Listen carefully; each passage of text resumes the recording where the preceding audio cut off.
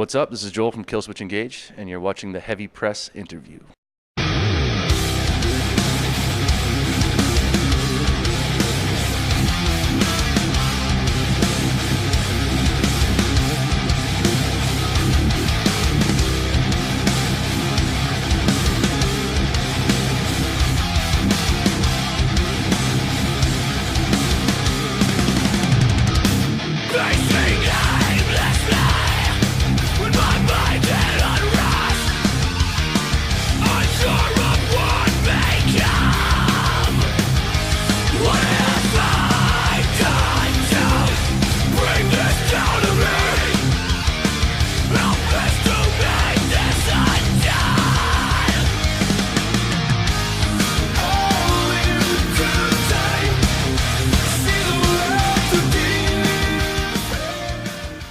So I'm Jeanette LeBlanc with the Heavy Press, and why don't you tell me, who are you? What do you do? Oh, my name's Joel, and playing a band called Killswitch Engage. Awesome, and we're excited to see you guys tonight. We're in Toronto with Lamb of God. 2 shows. I think both of them are sold out now, so it's going to be pretty crazy.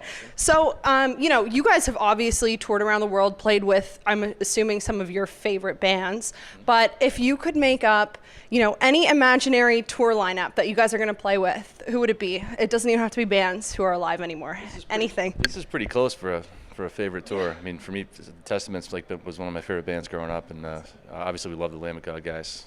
Heard awesome stuff about Huntress, so I think it's gonna be a lot of fun. And they're awesome. It's the first night, good way to kick it off. So yeah, excited.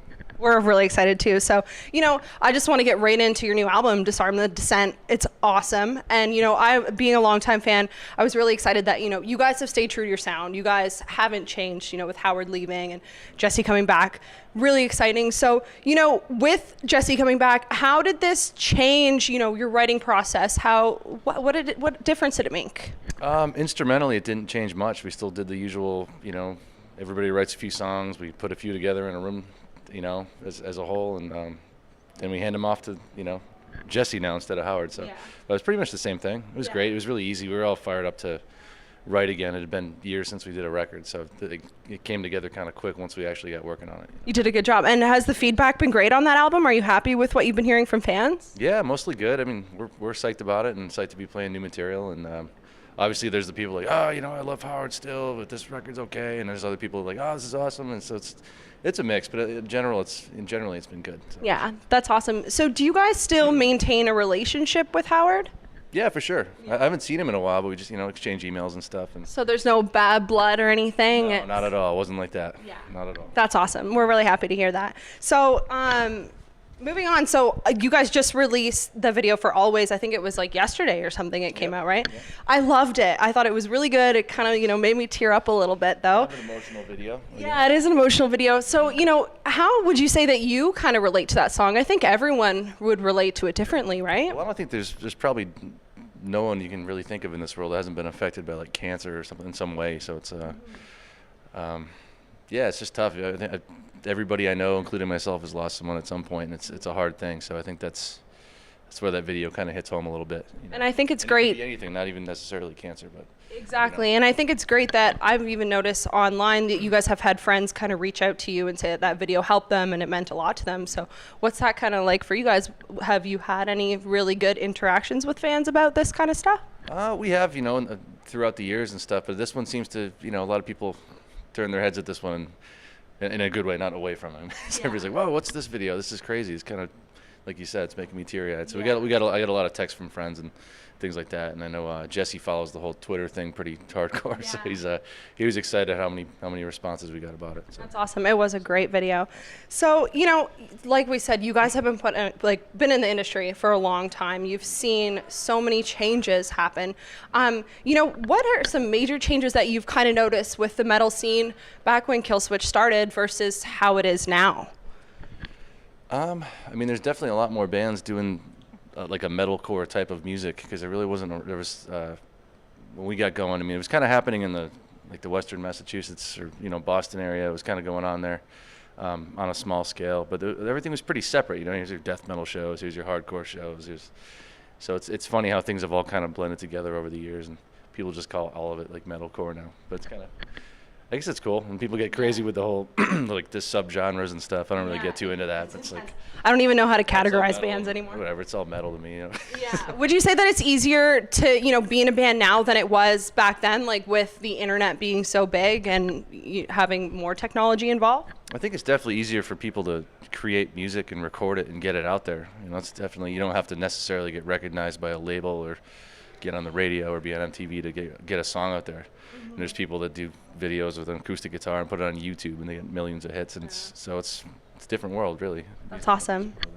Yeah, that's awesome. So why don't you take us back to that moment when you realized, like, okay, I'm doing this for a living, like when you guys first got signed, or when you realized, like, we can quit our full-time jobs and be in a band. Like, can you take us back to that moment? Do you remember it? It wasn't really a specific moment. It happened over the course of a few years, because, we signed on with Roadrunner, and it helped us out a ton, putting out a record and actually finding Howard, because Jesse left right after that. Yeah. But it still took us a couple of years of touring, and we all had jobs in between and stuff. And after a while, like, wait a minute, we got paid on this tour? Yeah. Wow, this is cool. If you could go back in time and go to school for something else or change your career, do you think you would ever consider anything else, or is this what you have always wanted to do? I don't really have any regrets. I think it's been a good run, and everybody's really psyched, and it's been 14 years now. Hopefully we can do it for another 14, but you never know. We'll see what happens. I think your fans will let you. They like you guys.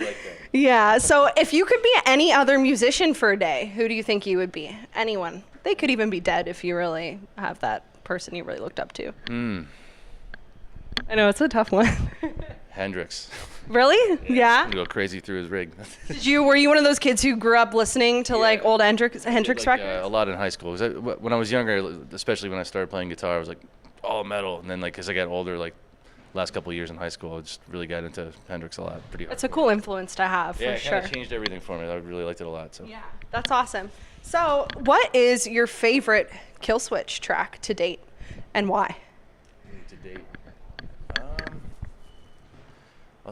maybe I have to say at the moment. At the moment. It changes from tour to tour and from record to record, but I think at the moment, "In Due Time" is my favorite song we've done in a while, just because it was the first song I heard that Jesse did back, recorded, and I was like, wow, this is awesome to have him back, and made us realize everything was going to be okay, because we weren't sure what was going to happen after Howard left and all that. And so wow, this is cool. It's going to be all right. Well, I'm excited. I hope you guys play that tonight. You better play. I'm sure you're going to play it tonight. You'll play it tonight. Yeah. So this is we're getting down to the last questions. This is one that I love to ask. If you could wave a magical wand and change one thing instantly about the world, what would you do? I don't know. That's kind of a tough one, because you can go so many directions. No pressure. No pressure at all. Be nice if the U.S. was out of debt and could figure out their healthcare situation. Be kind of cool. That would be pretty. Be nice if McDonald's cheeseburgers were good for you. So I know, right? Way to go. I don't know what's more important to me right now. Good answers. I really wish that you had that magic wand in your hand right now. Now, what advice would you give somebody out there who's, trying to make it big? Like we kind of talked about how now you have, social media and everything to help you out. But what advice would you give someone who's really struggling in a high school band? I think the hardest thing really is finding a group of people that are willing to really drop everything and do it with you, because it's hard with just one person, because you have one person who has all the drive in the world and put together a good, group of musicians, and then when it comes time to go on the road, nobody wants to go, or they hate it. And so you gotta have people that are in the same boat. I think that's something to really consider when you're putting together a group, or, Yeah, that's good. Be willing to do it to see if it's gonna work. Yeah, I guess there's always gonna be reasons why not, right? So I guess you gotta just go for it. Dive in and get here, Toronto, Lamb of God. Yeah. All over the world. All right, so what's next for you guys then? So you're doing this Lamb of God tour, and then what's after? Obviously, you just released a new album, so that's not going to happen again for a while. Well, at some point, maybe later next year, we'll start working on a new record, but we're taking some time off for the holidays. Yeah. Doing some overseas stuff. It's kind of in the works, Asia, Australia. Not sure exactly what's happening when yet. We're still kind of planning that out, but so we'll start that up early next year. And Toronto tonight and tomorrow night, and we're really excited, really excited. The